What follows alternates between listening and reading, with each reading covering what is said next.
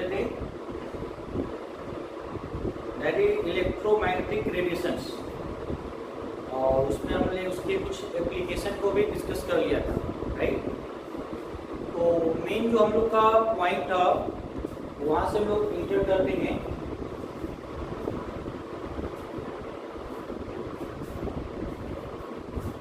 सबसे पहले हम लोग ने एटम की बात की थी। तो एटम का जो नेम आया था महर्षि कर्नाड के थ्रू आया था। तो धीरे हमने उसको डिस्कवर किया। तो इलेक्ट्रॉन कहाँ पे, जे थॉमसन डिस्कवर किया, फिर गोल्डस्टीन ने प्रोटॉन डिस्कवर किया, फिर दोनों एक साथ नहीं रह सकता तो न्यूक्लियस का डिस्कवरी हुआ रदरफोर्ड। तो रदरफोर्ड का लिमिटेशन याद होगा सभी को। रदरफोर्ड का लिमिटेशन क्या था, electrons revolve around the nucleus in a spiral part. तो फाइनली क्या होगा, इलेक्ट्रॉन और न्यूक्लियस स्ट्राइक कर जाएगा। तो ये जो लिमिटेशन है इसको रिमूव आउट किसने किया, बोर्स ने किया, नील्स बोर। तो आज हम लोग डिस्कस करने जा रहे हैं, ठीक है, बोर्स मेथड की बात करेंगे, बोर्स की पोस्टुलेट्स की बात करेंगे। तो आज हम लोग बात करेंगे बोर्स मॉडल की। अब बोर्स मॉडल की बात करें तो बोर्स मॉडल में भी बहुत बड़ा प्रॉब्लम है। इसमें क्या प्रॉब्लम है कि ये सिर्फ सिंगल इलेक्ट्रॉन की बात करता है। अगर किसी एटम में 1 इलेक्ट्रॉन है तभी ये तुम्हारे पास मॉडल सक्सेसफुल है, उससे ज्यादा इलेक्ट्रॉन्स होने पे सक्सेसफुल नहीं है। तो ये इसका एक लिमिटेशन मैंने पहले ही बता दिया, ठीक है। बट इसने बहुत कुछ नॉलेज दे दिया, ठीक है। 1 सिंगल इलेक्ट्रॉन्स के लिए निकाला, लेकिन बहुत सारे पॉइंट इसने पुटअप कर दिया जो यूजफुल है। तो चलो सबसे पहले आज हम लोग बात करेंगे बोर्स मॉडल, ठीक है। तो यहाँ पे हेडिंग मिल जा रही है बोर्स।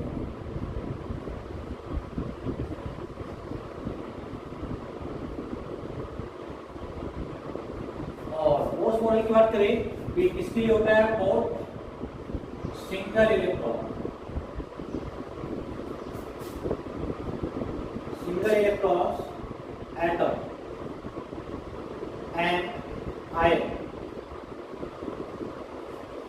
ठीक है। तो अगर एटम की बात करें तो कौन सा हो सकता है, अगर एग्जांपल की बात करें तो हाइड्रोजन, हीलियम आएगा, हीलियम पे पॉजिटिव चार्ज, लिथियम इसके पास टोटल 3 इलेक्ट्रॉन्स होते हैं, तो 2 को रिमूव कर दो तो यहाँ क्या जाएगा 2+। नेक्स्ट कौन सा, बेरिलियम 3+, बोरॉन 4+, एक्सेट्रा। तो सभी के पास एक इलेक्ट्रॉन है। तो इसके लिए हम लोग यहाँ पे डिस्कस करने जा रहे हैं। और यार भी बहुत ही इंपॉर्टेंट पॉइंट है बोर्स मॉडल, इससे बहुत अच्छे अच्छे क्वेश्चंस निकल कर आते हैं यहाँ पे, ठीक है। तो यहाँ पे जो गिवन है तुम्हारे पास, सबसे पहला पॉइंट बोर्स मॉडल की बात करें तो किसके लिए, सिंगल इलेक्ट्रॉन्स के लिए।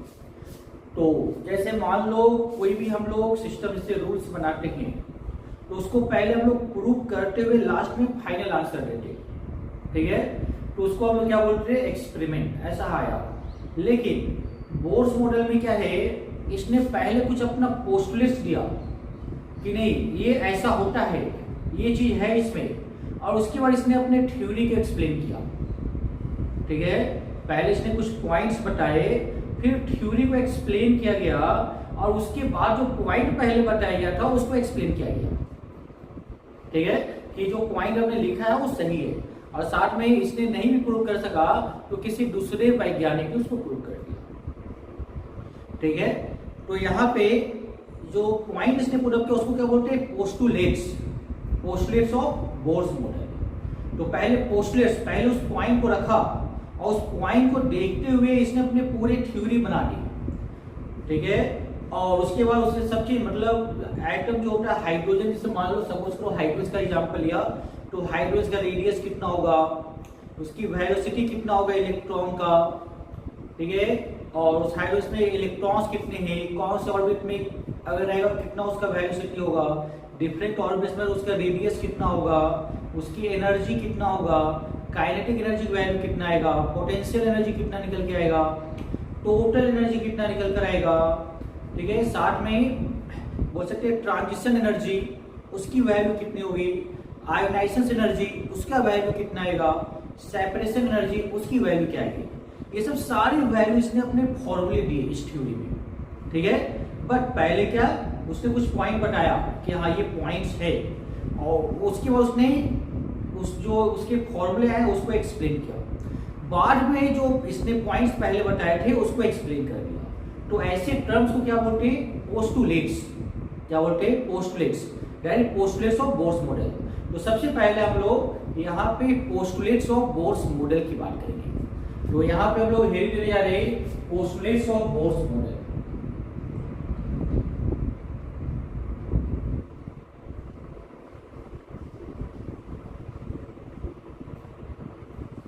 Postulates of bourse theory. तो हम यदि पोस्टुलेट्स की बात करें यहाँ पे, तो सबसे पहला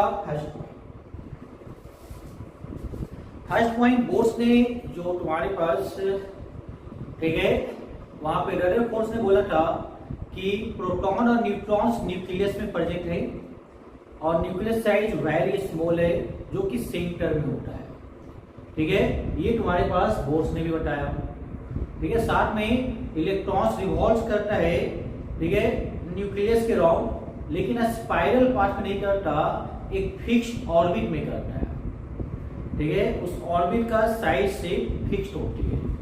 तो ये इसके पॉइंट्स थे तुम्हारे पास पोस्टुलेट्स में। तो इसके बेसिस पे इसने पहले पुटअप किया कि नहीं वो ऐसे रोटेट कर रहा है एक रॉन स्ट्रक्चर, ठीक है, स्पाइरल पाथ में नहीं कर रहा है। उसके बाद फिर उसने बाद में इसको प्रूव किया कि भाई ये सही क्यों है, ठीक है, अगर गलत है तो कोई उसको गलत करके बताओ। तो चलिए हम लोग सबसे पहले हेडिंग दीजिए सभी लोग, postulates of Bohr's model, postulates of Bohr's model.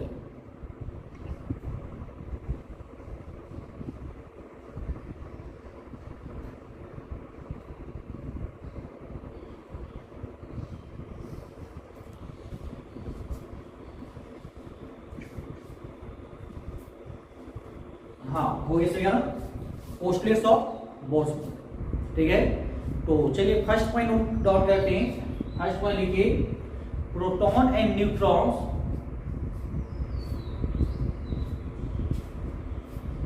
proton and neutrons present in the nucleus, proton and neutrons present in the nucleus and size of nucleus is very very small, size of nucleus is very very small and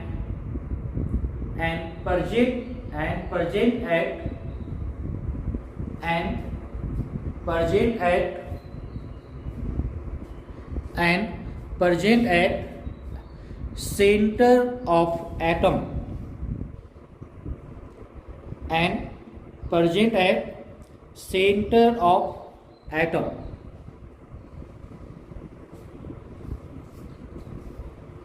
and present at center of atom, right. Proton और neutron है जो कि वहां पे present है। ये था तुम्हारे पास फर्स्ट पॉइंट, जो कि रदरफोर्ड ने भी जनरली ऐसा ही बताया था, ठीक है। सेकेंड पॉइंट की बात करिए, सेकेंड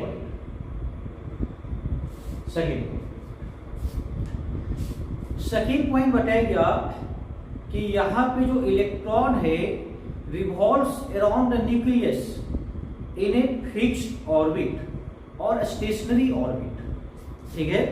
तो देखो इसका हम लोग मीनिंग समझते हैं। जैसे यहां पे हम लोग न्यूक्लियस ले लिया, इसके फिक्स्ड ऑर्बिट में ऐसा, ये इलेक्ट्रॉन इस फिक्स्ड ऑर्बिट रोटेट कर रहा, सेम इसके ऊपर ऐसा ऑर्बिट इसके फिक्स्ड ऑर्बिट में रोटेट करता। इलेक्ट्रॉन्स जो है ये first orbit, second, third, fourth, fifth ऐसा मूव करता है। तो ये फिक्स्ड ऑर्बिट में इलेक्ट्रॉन्स रिवॉल्व करता है। तो इसका मीनिंग क्या होगा, जैसे सपोज करो कि हम लोग सन की बात करते हैं, तो सन के अराउंड अर्थ रोटेट कर रहा है कि नहीं, ठीक है। उसी तरीके से एक ये अर्थ फिक्स्ड ऑर्बिट पे रोटेट कर रहा है, तभी अपनी जगह पे है, तभी हमारे पास 24 घंटे में दिन और रात दोनों हो जाते कंप्लीट। अगर ऐसा नहीं होता तो फिर मान लो ये टाइम फ्लक्चुएट करता बहुत ज़्यादा, कभी मान लो ड्यूरेशन अगर नज़दीक हो जाता तो धीरे धीरे ये कुछ भी इफेक्टिव हो जाता, सब चीज़ चेंज हो जाता, बट ऐसा नहीं है, दैट इज एक फिक्स्ड है।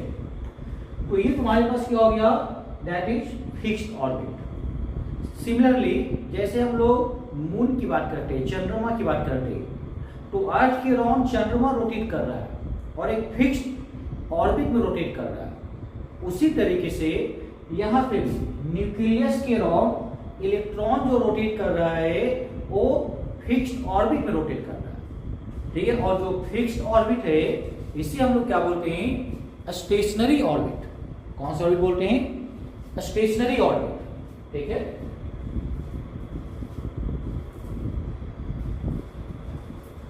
फिक्स्ड ऑर्बिट और कौन सा, स्टेशनरी ऑर्बिट। तो यहां पे जो गिवन है इसे हम लोग क्या बोलेंगे, फिक्स्ड ऑर्बिट, फिक्स्ड ऑर्बिट, या फिर बोल सकते हैं कौन सा, स्टेशनरी ऑर्बिट।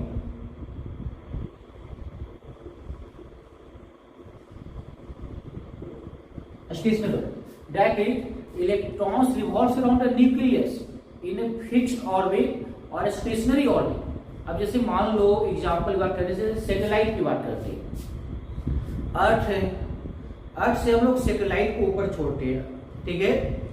अब जो सैटेलाइट होता है, अब जैसे मान लो हमें यहाँ पे मोबाइल पे बातें कर रहे हैं तो हमें सिग्नल चाहिए, तो कैसे आता है, यहाँ से हम लोग कुछ भी बोलते हैं तो ये सीधे जो मोबाइल है सिग्नल कहाँ पे, सैटेलाइट को देता है, फिर सैटेलाइट है जो कि सिग्नल इधर जो भी अपना एरिया ट्रांसफर हो वहां पे ट्रांसफर करता है। तो यहाँ से पहले ऊपर गया फिर नीचे आया। अब इसे मान लो सपोज करो कि ये तुम्हारे पास अर्थ है, ठीक है, यहाँ पे हम लोगों ने अर्थ ले लिया, अर्थ। अब इस पॉइंट पे एक सैटेलाइट है छोटा सा, अब ये अर्थ तो बड़ा सा है। अब मान लो इस अर्थ की बात करते हैं तो अर्थ में सपोज करो जो अपना इंडिया है, ये इस पॉइंट पे इंडिया है, तो इंडिया जो है, इंडिया वाले जो सैटेलाइट लॉन्च करते हैं वो तुम्हारे पास इंडिया के जस्ट ऊपर ही रहता है। अगर मतलब जो अर्थ जिस स्पीड से रोटेट कर रहा है सैटेलाइट उसी स्पीड से रोटेट करता रहता और हमेशा इसके साथ दिखाई देता है।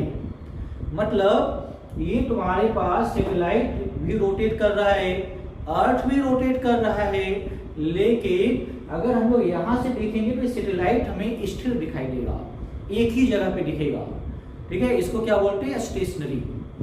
मतलब वो रोटेट कर रहा है एक्चुअल में, बट है तो एक ही जगह पे दिख रहा है, एक ही जगह नहीं, वो भी चल रहा है, भी चल रहा है। जैसे मान लो दो ट्रेन पैरेलल में चल रहा हो, ठीक है, दो ट्रेन पैरेलल में चल रहा हो, एक, ठीक है, एक ट्रेन में एक है जो खिड़की पे बैठा हुआ, दूसरा दूसरी ट्रेन की खिड़की पे बैठा हुआ है, दोनों चल रहा है, बातें भी करते हुए जाएगा आराम से, तो उसको लगेगा हम लोग तो आराम से चल रहे हैं, ठीक है, एक दूसरे स्टैटिक नेचर में है। लेकिन ऐसा है क्या, नहीं, दोनों ट्रेवल कर रहा है, डिस्टर्ब है ये, ठीक है। उसी कंडीशन की यहाँ बात कर रहे हैं। ये इलेक्ट्रॉन्स क्या है, एक फिक्स्ड ऑर्बिट में रोटेट करता है, ठीक है, लाइक सैटेलाइट, या फिर हम बोल सकते हैं अर्थ के अराउंड जो मून रोटेट कर रहा है, या फिर सन के अराउंड जो अर्थ रोटेट कर रहा है, उसी फॉर्मेट में यहाँ इलेक्ट्रॉन्स का रिवोल्यूशन होता है।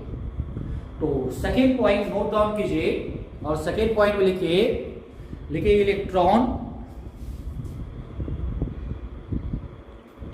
Electron revolves around the nucleus.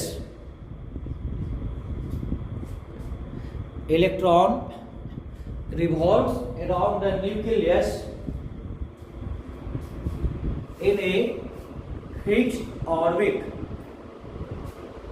Electron revolves around the nucleus in a fixed orbit or a stationary orbit. Fixed orbit और स्टेशनरी ऑर्बिट, फिक्स्ड ऑर्बिट और स्टेशनरी ऑर्बिट। हाँ, ये डायग्राम बना लीजिए। तो ये तो जो पॉइंट आ गया तुम्हारे पास और सेकेंड पॉइंट आ गया, ठीक है। अब हम लोग थर्ड पॉइंट की बात करते हैं। कौन सा, थर्ड। थर्ड पॉइंट बात करें तो ये जो ऑर्बिट है, ठीक है, इस ऑर्बिट की एनर्जी फिक्स होती है, ठीक है, ऑर्बिट की फिक्स क्या होती है, एनर्जी फिक्स होती है। जैसे मान लो कोई भी हमने ऑर्बिट ले लिया, ठीक है, एक पॉइंट ऑर्बिट, यहाँ पे जो फिक्स्ड ऑर्बिट की बात की तो ऑर्बिट को इस तरह से इंडिकेट कर सकते हैं, जो हमने लिखा था उसको और भी अच्छे से बताते हैं। सेकेंड पॉइंट में थोड़ा सा एक पॉइंट और भी लिख लो, ठीक है, यहाँ पे जो हमने बताया था न्यूक्लियस, ये आया first orbit, second orbit, third orbit, ठीक है, इसलिए बता रहे थे, ठीक है, ये फिक्स ऑर्बिट में इलेक्ट्रॉन रिवॉल्व कर रहा है, तो जो ये जो न्यूक्लियस के नियरेस्ट होगा, ठीक है, उसे क्या बोलेंगे, फर्स्ट ऑर्बिट। न्यूक्लियस जो नीचे होगा उसको क्या बोलेंगे, फर्स्ट ऑर्बिट, ठीक, सेकेंड, फिर थर्ड। सिमिलरली जो फर्स्ट ऑर्बिट होगा उसको के ऑर्बिट बोलेंगे, इसे क्या बोलेंगे, एल, इसे क्या बोलेंगे, एम, के एल एम। ऐसे ही ऑर्बिट क्या है, इंफिनिटी तक जाती है, जितना बना सकते हो बनाओ। तो यहाँ पे और बनाने जा रहे, करके, ठीक है, इस तरह से मूव करने जा रहे हैं साथ, ठीक है, बहुत सारे ऑर्बिट्स बना सकते हैं हम लोग। तो यहाँ पर करने जा रही है 3, 4th orbit, 5th orbit, 6, 7, 8 orbit. इसको क्या बोलेंगे, N O P Q R, ठीक है। और फाइनली हम लोग यहाँ पे बना सकते हैं इंफिनिटी ऑर्बिट। कौन सा, इंफिनिटी ऑर्बिट, इसको क्या बोलते हैं, इंफिनिटी ऑर्बिट। तो मतलब यहाँ से स्टार्ट करते जाएंगे तो ये ऑर्बिट नंबर बहुत सारे होते हैं एटम्स में, ठीक है, इनफाइनाइट ऑर्बिट, जितना भी लेना ले सकते हो। तो ये तुम्हारे पास ऑर्बिट का रिप्रेजेंटेशन हो गया। तो ये फिक्स्ड ऑर्बिट में एग्जिस्ट कर रहा है, जिसको हमने यहाँ पे इंडिकेट कर दिया, ठीक है। तो जो डायग्राम अभी बनाए थे सभी लोग, उसमें 2 ऑर्बिट बनाए थे, उसी को और भी एक्सटेंड कर दो और ये नाम उसमें साथ में लिखो, ठीक है। हाँ, लिखिए इसको साथ में वहां पे,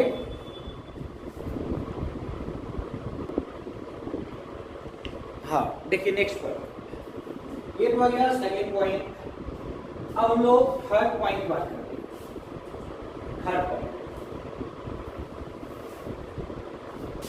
थर्ड पॉइंट बात करें तो अब हम लोग एनर्जी की बात करेंगे। कौन सा, एनर्जी। तो एनर्जी ये कौन सा, first orbit, second, third, fourth, fifth, six, 7, 8। देखो ये जो ऑर्बिट है ना, तुम लोग इसको समझ लो क्लास। कौन सा क्लास, ये first class, second class, third class, 4, 5, 6, 7, 8, ठीक है, 9, 10। अभी तुम लोग 11th क्लास में हो, ठीक है, 11th क्लास में। तो ये बताओ तुम्हारे पास एनर्जी ज्यादा है पढ़ाई करने का या कोई भी चीज की एनर्जी 1 क्लास वाले रिस्पेक्ट में क्या है, कम है या ज्यादा। तुम्हारी जो एनर्जी है वो फर्स्ट क्लास में जो स्टूडेंट पढ़ रहा है, ठीक है, किसका ज्यादा होगा, 11th क्लास वाले का ज्यादा होगा ही नहीं, ऑब्वियसली ज्यादा होना चाहिए। ये सेम चीज क्लास है और भी नहीं, तो यहाँ पे भी जो एनर्जी है वो किसका ज्यादा होगा, जो इंफिनिटी पे है इसका सबसे ज्यादा। जो न्यूक्लियस के पास है फर्स्ट ऑर्बिट, उसका एनर्जी सबसे कम। और ये जो एनर्जी है ये क्या होगा तुम्हारे पास, कांस्टेंट होगा, फिक्स्ड एनर्जी होगी, दैट इज क्वांटाइज्ड एनर्जी। इसकी एनर्जी चेंज नहीं होता। क्यों नहीं होता, जैसे एग्जांपल लो, क्या तुम ऐसा एज्यूम कर सकते हो कि जो फर्स्ट क्लास का स्टूडेंट है वो तुम्हारे पास 11th क्लास तुम लोग के साथ पढ़ाई कर ली, कर सकता है क्या, पॉसिबल नहीं है। सेम चीज यहाँ पे भी, इसका जो एनर्जी है कम है, 11th जो 8th क्लास में पढ़ रहा उसका एनर्जी थोड़ा सा ज्यादा है, किसके, 1 के रिस्पेक्ट में। तो यहाँ पे एनर्जी तुम्हारे पास क्या है, मैक्सिमम मिलेगा। तो जितने भी ऑर्बिट है उसकी एनर्जी फिक्स्ड है। फॉर एग्जाम्पल जैसे तुम लोग 11th क्लास में हो तो सभी स्टूडेंट जो 11th क्लास में पढ़ रहे हैं लगभग में सभी सेम एज में है, लगभग में आगे पीछे थोड़ा बहुत है, मतलब एक क्वालिटी के है, तो उसी को 11th क्लास में रखा जाता है। अब जैसे मान लो कि कोई ऐसा स्टूडेंट है कि जो 10th बोर्ड में 5 बार फेल कर गया हो, वो क्या 11th क्लास में लोग साथ जा सकता है, मुश्किल जाएगा, बहुत डिफिकल्ट जाएगा।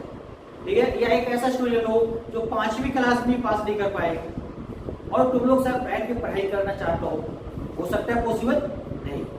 तो सभी चीज का एनर्जी फिक्स्ड है, क्वांटाइज्ड है। तो ये जितने भी ऑर्बिट हैं सभी का एनर्जी फिक्स होगा और इसको हम लोग इंडिकेट करते हैं E1 से। तो इसका जो एनर्जी है इसको E1 से इंडिकेट करेंगे, इसकी एनर्जी को E2, इसका एनर्जी E3, यहाँ पे energy E4, E5, E6, E7, E8 और इसके एनर्जी को बोलेंगे E इंफिनिटी। और एक बहुत ही अच्छा सा पॉइंट इंफिनिटी, E इंफिनिटी, बोलो इसका एनर्जी कितना होगा? हाँ बता सकते हो क्या? E इंफिनिटी की एनर्जी कितना होना चाहिए? जो E इंफिनिटी है इसका एनर्जी कितना होता है? 0। कितना होता है? 0। E infinity value 0, maximum value. तो अब बोलो अगर मैक्सिमम वैल्यू 0 है तो इधर का एनर्जी क्या होगा? सभी माइनस में आएगा। इधर की जो एनर्जी की वैल्यू है सभी माइनस में है। और यहाँ पे हम लोग लिख सकते हैं कि एनर्जी E1 का सबसे कम, उसके बाद E2, इसके बाद निकल के आएगा E3, E4, E5, E6, ठीक है। ऐसा ये बढ़ता चला जाएगा और फाइनली सबसे ज्यादा किसका होगा? E इंफिनिटी का, राइट। तो चलिए थर्ड पॉइंट में नोट डाउन कीजिए छोटा सा पॉइंट। हाँ लिखिए, थर्ड पॉइंट में लिखिए energy of orbit, energy of orbit is fixed, energy of orbit is fixed. Bracket में लीजिए quantized, quantized energy of orbit is fixed और quantized.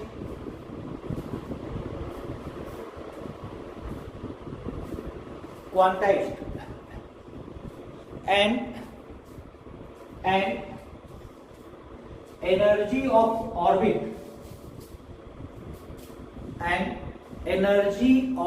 orbit increases, and energy of orbit increases from first orbit to infinity orbit. Energy of orbit increases from first orbit to infinity orbit. First orbit तो infinity orbit. हाँ इसको note down कीजिए, ये जो लिखा ना साथ में ऐसा डायग्राम बना के ये भी ऑर्डर लिख लीजिए, इसको भी नोट कीजिए। हाँ जल्दी लिखिए। हाँ अलग से डायग्राम बना लेने का मूव करते हैं। नेक्स्ट फोर्थ पॉइंट, यहाँ पे विक्ट्री करते हम लोग, फोर्थ पॉइंट पे आते हैं। ठीक है, ये तो से गया, इसको हटा देंगे।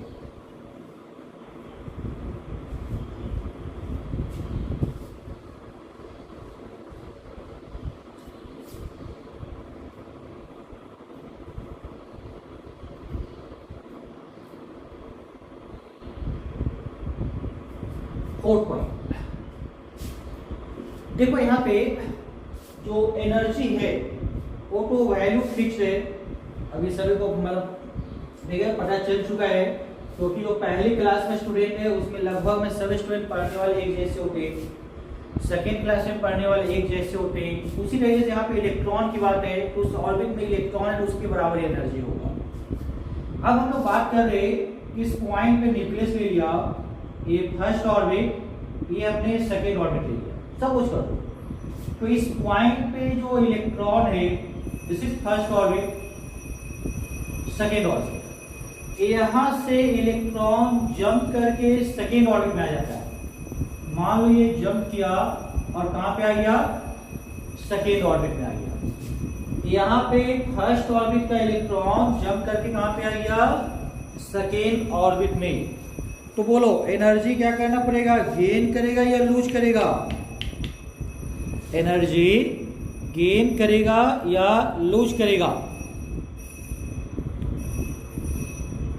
हाँ बोलिए जल्दी। फर्स्ट ऑर्बिट से जंप करके जा रहा है, बोलो क्या होगा? हाँ देखो, फर्स्ट ऑर्बिट से इलेक्ट्रॉन जंप करके सेकेंड ऑर्बिट पे आ गया, तो बोलिए क्या होना चाहिए? फॉर एग्जाम्पल अगर समझने में दिक्कत जा रही है तो ऐसा एक्सप्लेन करते, ठीक है। जैसे मान लो कोई स्टूडेंट की बात करते हैं, ठीक है, पहले कौन सा नर्सरी पढ़ाई किया, फिर LKG, फिर UKG, 3 क्लास पढ़ लिया, ठीक है। पहली क्लास में आया, ठीक है, उसको लगा कि नहीं हम डायरेक्टली सेकेंड क्लास में पढ़ सकते हैं, और उसके पेरेंट्स ने उसको सेकेंड क्लास में एडमिशन करवा दिया। मतलब सपोज करो कि उस स्टूडेंट में थोड़ा सा नॉलेज ज्यादा होगा या क्वालिटी ज्यादा होगी, इसलिए वो जंप करके यहां से यहां पे आ गया, मतलब वो कुछ एनर्जी ज्यादा गेन कर चुका है, इसलिए सेकेंड ऑर्बिट में आया। मतलब कोई भी इलेक्ट्रॉन अगर जंप कर रहा हो फर्स्ट ऑर्बिट से सेकेंड ऑर्बिट पे, तो एनर्जी को क्या करना पड़ेगा, उसको गेन करना पड़ेगा, एब्जॉर्ब करेगा, मतलब पढ़ाई ज्यादा करेगा। पहले क्लास का स्टूडेंट अगर ज्यादा पढ़ाई करेगा तब सेकेंड क्लास में एंट्री करेगा। फॉर एग्जाम्पल, ठीक है, बहुत अच्छा था, तुम लोगों से रिलेटेड, तुम लोग अभी जनरली मेन या एडवांस की तैयारी कर रहे हो, ठीक है। अगर तुम लोग अभी अच्छे से पढ़ाई कर लिए, ठीक है, तो जनरली एडवांस में इसी साल क्वालिफाई कर जाओगे, मतलब अच्छे से मेहनत करो, चार एनर्जी वर्क हो और तुम एडमिशन ले लोगे। दूसरा कंडीशन, मान लो तुमसे जो थोड़ा सा कमजोर स्टूडेंट होगा, ठीक है, वो मान लो दूसरी बार मेहनत किया और वो जाके वहां पे एडमिशन लिया तुम्हारे साथ, इसका मतलब क्या है कि जो पहली वाला स्टूडेंट है उसमें एनर्जी ज्यादा है, वो मतलब उसके लायक एग्जिस्ट करता है उसी टाइम पे, और जो सेकेंड स्टूडेंट है वो बाद में उसके बराबर हुआ, ठीक है। सेम चीज यहाँ पे, ये जो इलेक्ट्रॉन है लोअर ऑर्बिट से हायर ऑर्बिट में जाएगा तो एनर्जी एब्जॉर्ब किए हुए बिना नहीं जा सकता है, ठीक है। तो यहाँ पे क्या होगा, एनर्जी का एब्जॉर्प्शन होगा। कब? जब कोई भी इलेक्ट्रॉन लोअर ऑर्बिट से हायर ऑर्बिट में जंप करेगा, lower orbit to higher orbit, यहाँ पे पुनः करने जा रही है कौन सा, लोअर ऑर्बिट, मतलब कोई भी कम वाला orbit, lower orbit to higher orbit. यहाँ पे फर्स्ट और सेकंड क्लास के एग्जाम्पल लिया, हो सकता है कोई क्लास 5th में स्टूडेंट हो, वो 6th में डायरेक्ट पहुंच गया, 4th से डायरेक्टली 6th में आ गया, ठीक है, मतलब उसके पास एनर्जी ज्यादा था इसलिए वो जंप करके वहां चला गया। हो सकता है कोई मान लो डायरेक्टली देखते दो बार न्यूज भी आया था कि मतलब 12 साल का स्टूडेंट है PhD करने के लिए चला गया, ठीक है, मतलब एनर्जी ज्यादा था उस स्टूडेंट के पास, ठीक है।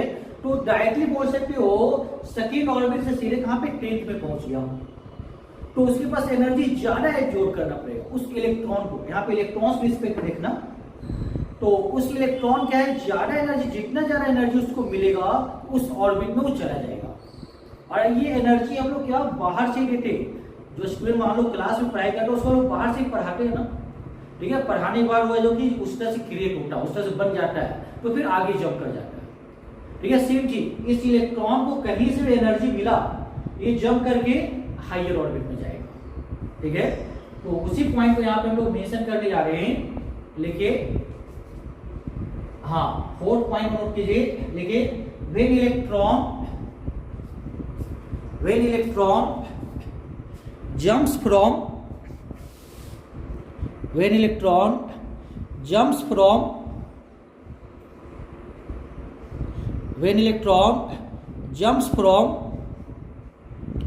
lower orbit to higher orbit,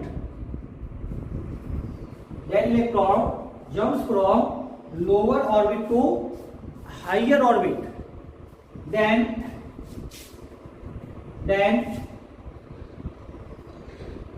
energy is absorbed,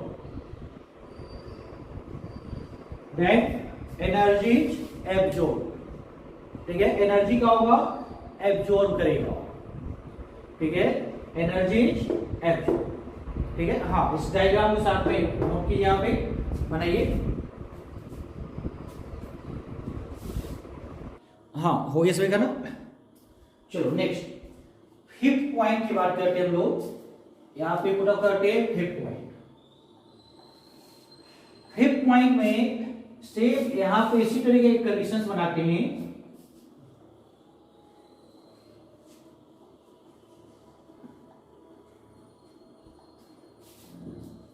ठीक है।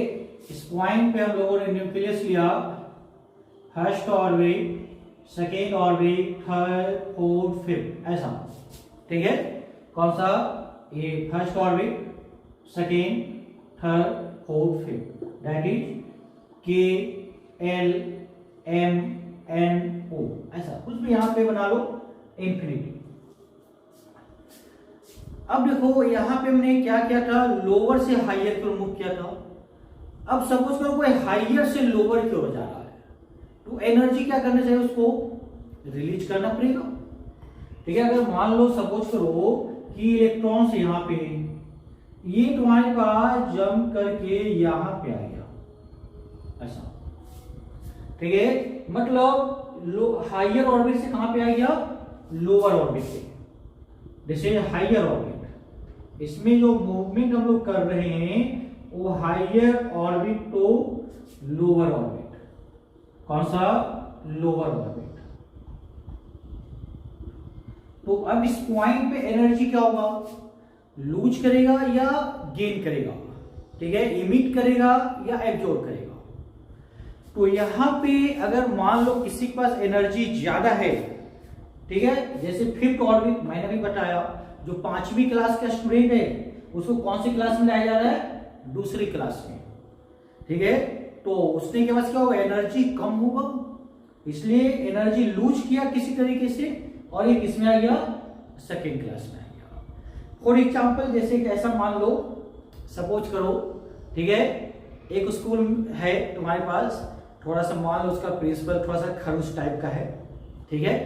एक 5वीं क्लास का स्टूडेंट थोड़ा सा बदमाशी किया उसके क्लास में, प्रिंसिपल को आया गुस्सा, ठीक है। उसने क्या किया, उसको सीधे 5वीं क्लास से उठा के दूसरी क्लास में डाल दिया, ठीक है, था थोड़ा सा कमजोर पढ़ने में। तो मतलब 5वीं क्लास को कहां पे ले आया, सीधे दूसरी क्लास में, और दूसरी क्लास के बच्चे के पास क्या एनर्जी कम है, तो उस लेवल में उठा, इसलिए उसको वहां पे ला दिया। तो हमेशा यहाँ पे हायर एनर्जी बात कर रहे, तो यहां से यहां पे आया तो एनर्जी क्या होगा, इमिट होगा। इस पॉइंट पे एनर्जी क्या होगा, इमिट, एनर्जी इज इमिटेड, ठीक है। यहां पे एनर्जी बाहर निकलेगा, लूज करेगा, ठीक है। तो चलिए इसमें नेक्स्ट पॉइंट नोट डाउन कीजिए, फिफ्थ पॉइंट पे। हाँ लिखिए, देखिए, when electron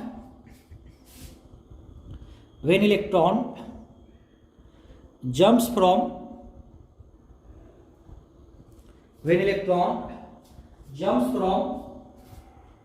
higher orbit,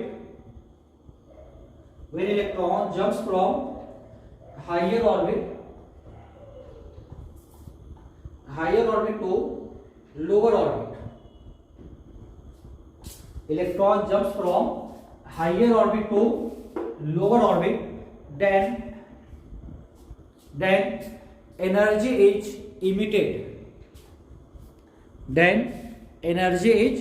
emitted, right. हाँ, इसको नोट डाउन कीजिए, लिखिए। तो देखिए यहाँ पे समझ में आएगा सभी को, अगर लोअर ऑर्बिट से हायर ऑर्बिट, सिंपल सा है, कोई दूसरी क्लास का स्टूडेंट 5वीं में जाएगा तो ज्यादा पढ़ाई करना पड़ेगा, एनर्जी गेन करना पड़ेगा। हायर से लोअर में आ रहा है, एनर्जी लूज करेगा। नेक्स्ट पॉइंट, अब लोग 6 पॉइंट बात करते हैं, इसी से रिलेटेड बात करेंगे। तो देखो यहाँ पे जो ऑर्बिट जंप कर रहा हो, चाहे lower orbit to higher orbit हो या higher orbit to lower orbit हो, तो उसके बीच में जो एनर्जी डिफरेंस है, जो एनर्जी डिफरेंस की बात करते हैं, ठीक है, वो तुम्हारे पास hν hc लैम्डा इक्वल होता है, ठीक है। तो 6 पॉइंट में देखिए यहाँ पे, ठीक है, जैसे सपोज करो कोई भी यहाँ पे एक इलेक्ट्रॉन्स की बात कर रहे, यहां से मान लो इस पॉइंट पे जंप किया ऐसा, फर्स्ट ऑर्बिट ले लिया, सेकेंड ले लिया, थर्ड, यहां से यहां पे जंप कर रहा है इलेक्ट्रॉन्स, ठीक है, इस पॉइंट पे फर्स्ट से सेकेंड में जंप किया, तो यहां से जो यहां पे इलेक्ट्रॉन जंप करेगा, या फिर मान लो 3 से 2 पे आया, इलेक्ट्रॉन जंप करके 3 से 2 पे आया, तो यहां पे मान लो इसको हमने फर्स्ट कंडीशन ले लिया, इसको कौन सा सेकेंड कंडीशन ले लेते, कोई भी है, तो जो एनर्जी चेंज है मतलब फर्स्ट से सेकेंड में जाने में या 3 से 2 में आने में, वो किसके इक्वल होता है, एसी बाई लैम्डा के इक्वल होता है, ठीक है, E equal to hc by lambda, ठीक है। अभी थोड़ा सा हम लोग प्लैंक्स इक्वेशन डिस्कस करेंगे तो वहां पे आएगा, तो वहां पे जो फॉर्मूला है जैसे E equal to H nu, ठीक है, एच न्यू की बात करें तो न्यू का फॉर्मूला तो बता चुके, कौन सा, h nu equal to frequency, और फ्रीक्वेंसी का होता है सी बाई लैम्डा, तो एस सी बाई लैम्डा, ठीक है, this time is E energy, तो यहाँ पे जो चेंज इन एनर्जी है, फर्स्ट ऑर्बिट से सेकेंड में जंप किया या थर्ड में जो भी जंप किया, ठीक है, वो इसके इक्वल होगा। अब यहाँ पे क्या है, एक छोटा सा पॉइंट नोट डाउन कर लेते हैं, ठीक है, E क्या है, एनर्जी डिफरेंस, E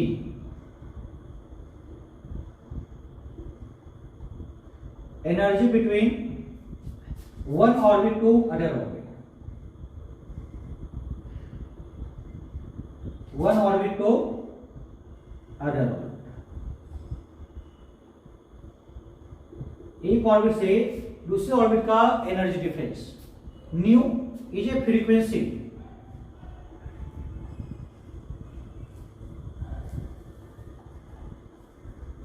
फ्रीक्वेंसी, ठीक है, लैम्डा इज ए वेवलेंथ, मालूम है सभी को,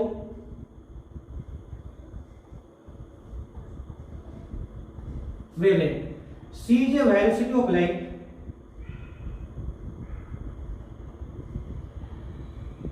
वेलोसिटी ऑफ लाइट, और वैल्यू सभी को मालूम भी है 3 into 10 raise to power 8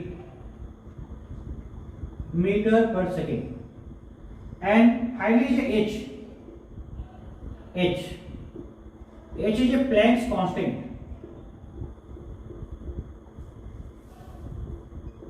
and this value is equal to 6.6 into 10 raised to power minus 34 joule second, ठीक है। अब इसके बाद थोड़ा सा डिस्कस करेंगे, प्लैंक्स इक्वेशन छोटा सा है और मेन यही चीज है एससी लैम्डा, तो जो एनर्जी डिफरेंस है वो किसके इक्वल आएगा, एच न्यू के इक्वल आता है, that is E equal to H nu, ठीक है। हाँ, तो इसको एक छोटा सा पॉइंट नोट डाउन करते हैं, लिखे energy difference, energy difference between, energy difference between one orbit to other orbit, इसको डेल्टा ए भी बोल सकते हो क्योंकि चेंज की बात कर रहे, one orbit to other orbit is equal to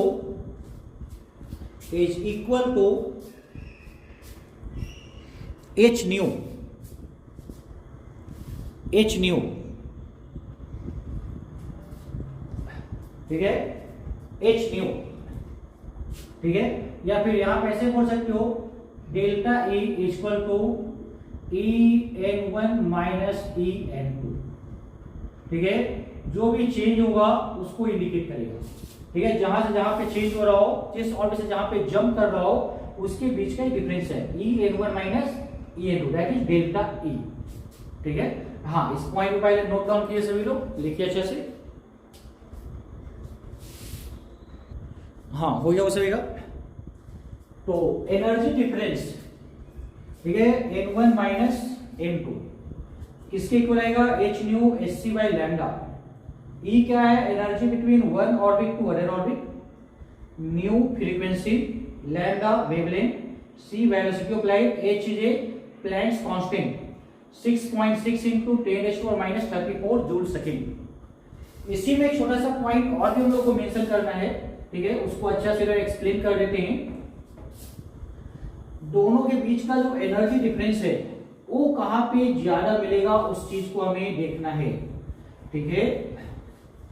यहाँ पे एनर्जी डिफरेंस की बात करें, थोड़ा सा तुम लोग को अभी कंफ्यूजन लगेगा, ठीक है, लेकिन यहाँ पे जो है उसी को लिखने जा रहे हैं, ठीक है। सपोज करो इस पॉइंट पे न्यूक्लियस लिया हमने, first orbit, second orbit, third, fourth, fifth, sixth, ऐसा first orbit, second, third, fourth.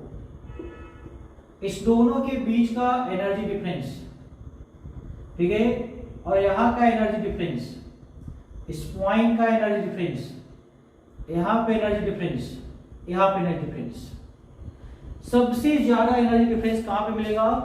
First to second orbit. जैसे मान लो इनिशियल में कोई छोटा बच्चा है, उसको स्कूल तुम भेजो, नहीं जाने को बहुत मेहनत करवाना पड़ता है, ठीक है, मतलब इनिशियल सेकेंड में आने में बहुत ज्यादा एनर्जी की रिक्वायरमेंट है।